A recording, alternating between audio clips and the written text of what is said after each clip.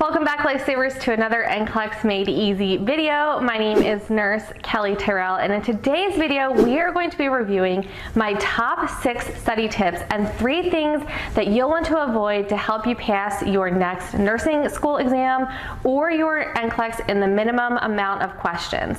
Before we jump into the video, make sure you subscribe to my channel, like, comment, and share this video with a friend, and make sure that you click that bell icon to turn on notifications so you don't miss out on my upcoming content. Studying for nursing school exams and the NCLEX can be such an overwhelming and anxiety-driven process. Did I study enough? Am I studying the right content? Am I retaining what I'm actually studying?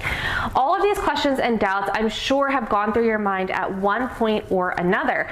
But if you apply these study tips, your chances of increasing your scores on your exams and passing your NCLEX in just 75 questions